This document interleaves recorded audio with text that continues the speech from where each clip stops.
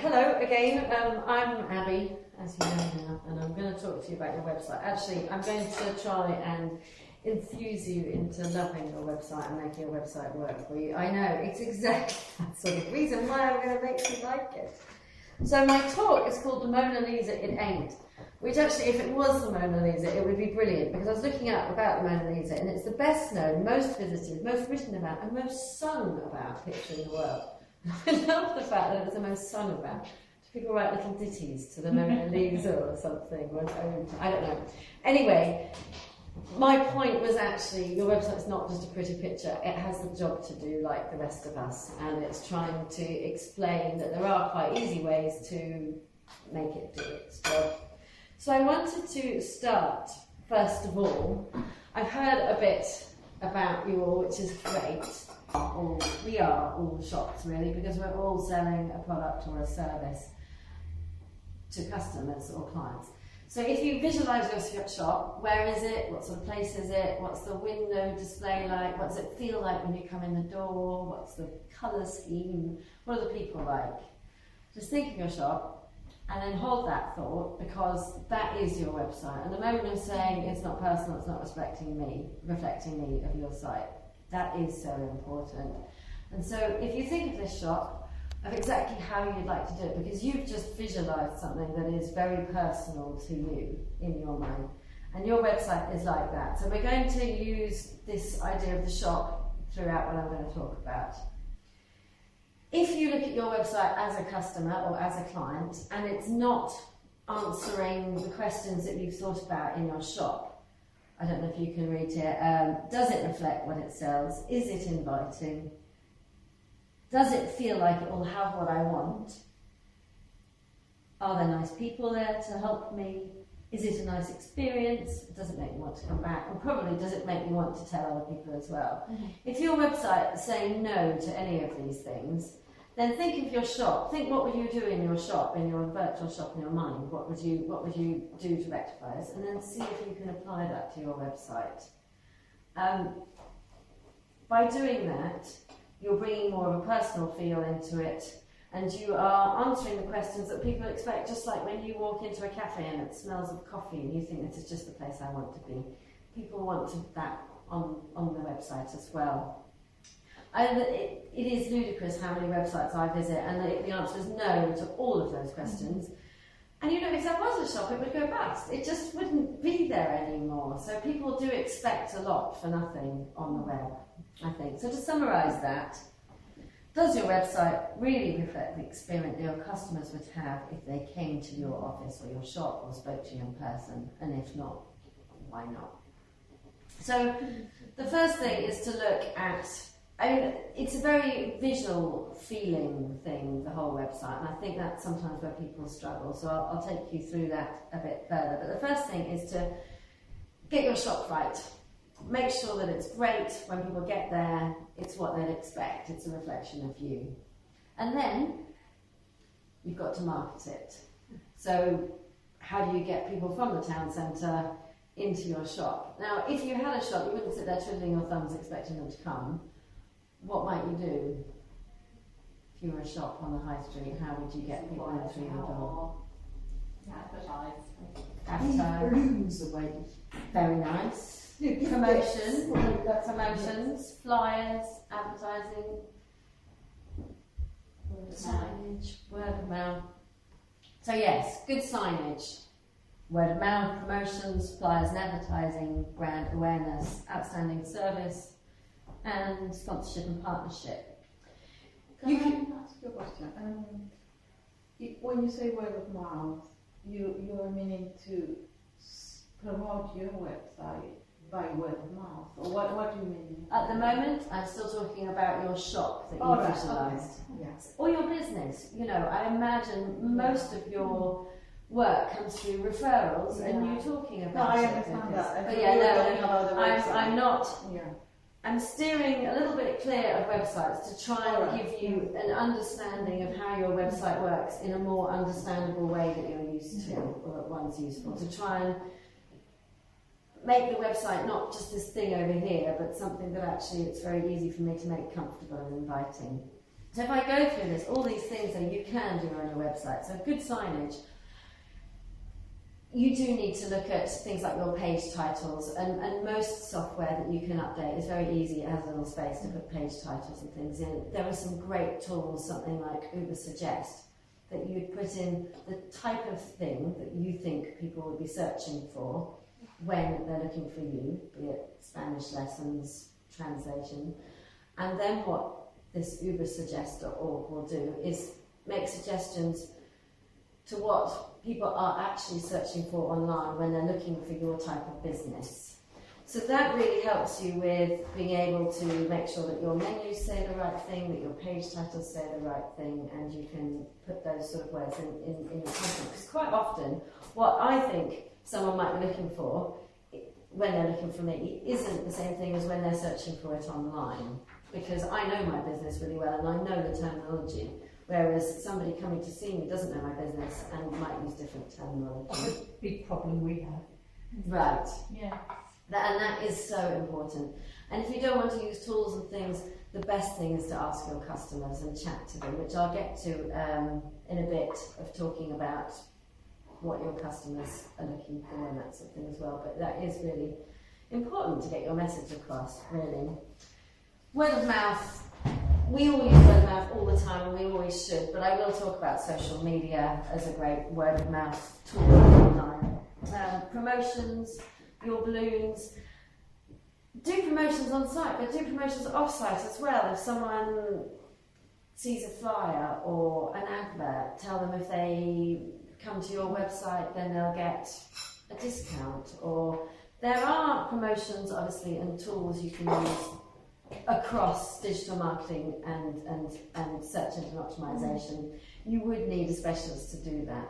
So I'm talking again more about tweet a special offer if they come back to your website, or pop something on Facebook suggesting that they get 10% if they print out a page of your website. Promotions like that, but do think of promotions. You'd never have a shop or anything and not promote new services, recommend new solutions, that sort of thing. We must be doing that with our website as well. Flyers and advertising, again, this sort of thing you can do with digital marketing. You can do, you can do pay-per-click, you can do remarketing, but that does involve a specialist, so that is further in depth. Brand awareness, this is something that is so important on websites, off websites, everywhere. I haven't seen anyone's business cards yet, but whatever you're saying, whatever you're doing, wherever you are, make sure it's the same message, it's the same visual feel, be it business cards, a flyer. I mean, it's so important. If you do a little advert in a magazine, you're spending money on that advert. And if people then go to your website and it looks totally different, it's a little bit of a waste of money. People need the continuity. They need to be taken on a journey. So just everything you do, make sure it's following the same visual look, and if you've got content and text, make sure it is written in the same way to give the same message.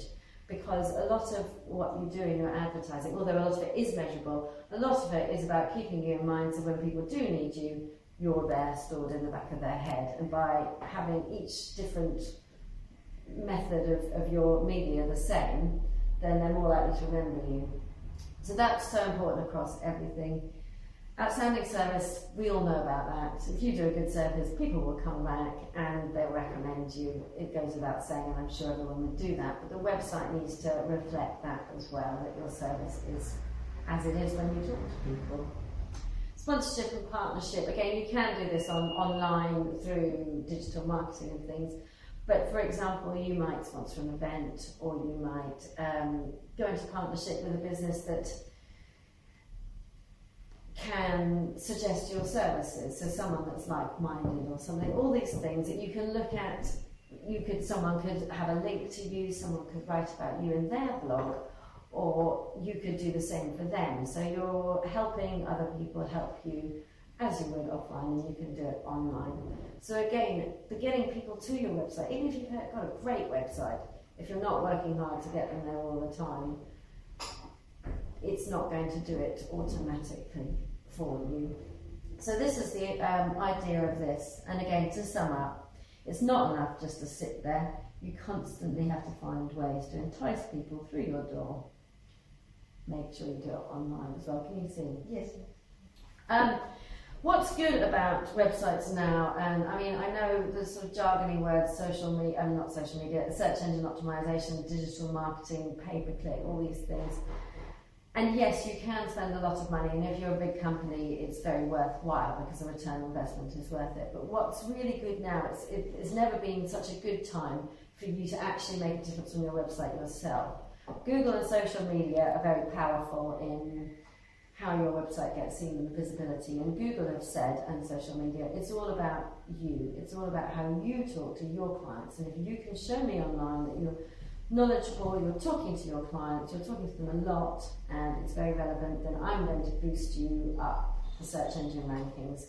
I don't need you to do any technically clever tricks and things. I just need you to be honest and about what you do.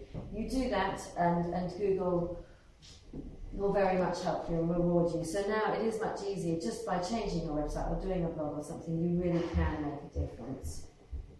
So one of the days where you have to say accountants in Suffolk, as accountants in Suffolk, with it, if that's all gone. That's all gone. By all means, use the odd keyword in, but no, if you start cramming words in, Google will get upset. It just wants you to talk to human beings, and it went too far. And then link building and lots of links in your footer and lots of hidden links and things, and even meta descriptions aren't needed anymore. It's be a human talking to humans. Like blogs and things like that. Blogs and things, yes. Oh, sorry, yeah. That dirty word, blog.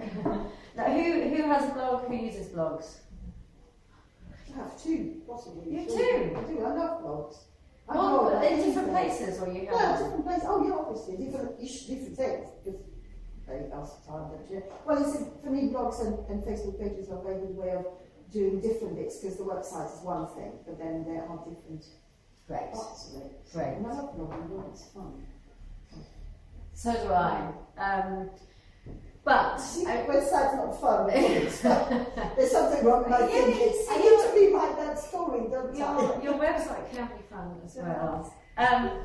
But the blogs are great, and I think if you're not good at blogging, the way to think of it is this: is you are a font of knowledge in your subject, be whatever your business is. You know so much about it.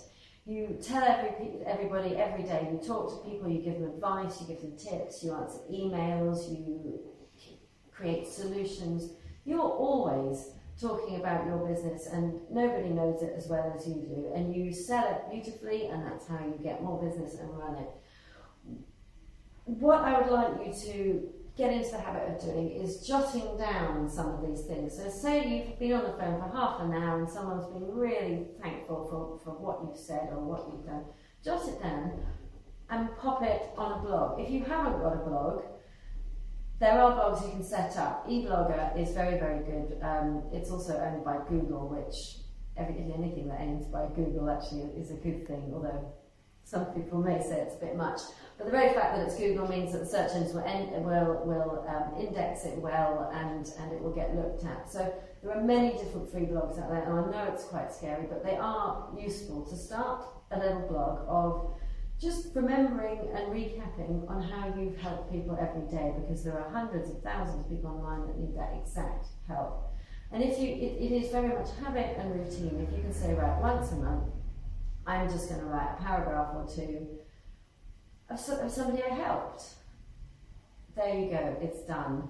And then instead of just putting links to your site at the bottom or something like that, if you're talking about something you know is on your website, then you can link it to your website, or you can link it to a different website or to something you're doing on your Facebook page, so that from the blog, which is really interesting and useful information about what you do, you're also linking through to the other aspects of what you do online. I can understand that people might need help setting that up or things if you're not very sure about the web. But as for content, it's not something to be scared of, because you do it every day without knowing.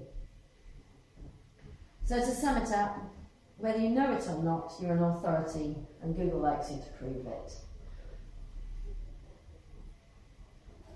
That leads into being social. I mean, I know that writing a blog is quite about being social, and you either are a social person or you aren't, to be honest. And if you're a social person, you're all over it. you love your blogs, you love your social media, you're doing a really good job. But most people probably find it really scary and difficult and don't know what to do and don't see why they should do it or anything like that. And that is so normal. And to be honest, all I would say simply to use social media is every time you do update your site or write a helpful blog post, then just write a little snippet and a link to the post or your website and tweet it, pop it on your Facebook page, put it on Google+. You may say, well, I don't have any of these things yet. I would suggest pick one, set it up, and just try and post little bits of information when you update your site or blog, so maybe once a month. Again, summarising it up, it's really just stepping out of your shop and into the marketplace, pushing content to social platform, raises awareness and brings people to your site. The other great thing with doing this is by letting people know that you've put some useful content somewhere or answered a question somewhere. A, you may really help them, but B, if they share it or like it, you suddenly got in front of all their friends, and then they might share it, and you've got in front of all their friends, and your word of mouth has gone way beyond anything you could have done. And so it's a great sort of viral or snowballing way, and then someone that's been shared or liked goes, oh, that's what I need, and there you've got an inquiry just from a tiny bit of work that you've done yourself. I'm going to move on now to people. We did touch on this at the beginning, I think, and people by people, absolutely. And when I meet you all and when I hear about your business, I hear the passion, I know that I can see that you're knowledgeable, I can buy into what you do, I can understand why and how it's going to help me. But websites are in danger all the time of being flat and faceless. And everyone that's going to work with you, it's going to want to know you. They're going to want to know what's behind the website. They're going to need to know, and actually they're going to be put off if they don't know. It's just, you talked about too much content on your website, and I would agree there's a lot of small text, and there's a lot of it, but I want to get a feeling for the people behind it, the people that do the caring and are going to look after my mother. And so a people page is so important, and make it really personal, make it human, really. And on this page as well, I would suggest having your social media links so that people can sign up so you start to get a following as well. But just, even if you feel that you need to be quite business-like on the rest of your site, let this page be about each person. It's so important to get some humanity back into the web, I feel. So finally, just to finish off, I've told you all these things that you should do, and waved my hands around a lot. But why? Why should you do it? Well, why is, if you spend an hour or two each month, I'm not saying do it every week, I'm not saying tweet every day, just each month, an hour or two of doing this, you will start to get some more inquiries. I know it, I've done it myself, I've written articles that I didn't know anyone would be interested in, and I've got inquiries from it because someone searched for something related to it, they found it on Google, they started looking at my site and they've got in touch. So it is very easy and quite quick to make it work. So you get a few more inquiries from doing this, you then get a new client, it's paid for itself, and this snowballs, it gets momentum, and then suddenly it's not just you or your team doing the work, you've got another person on your team, your website, that is marketing for you while you're sleeping. So that, I hope, is showing you how a website can do its job too, and trying to show that it's not scary, it's quite easy as long as you just take it step by step and do what you do every day offline, or think of your shop and just try and pop it online.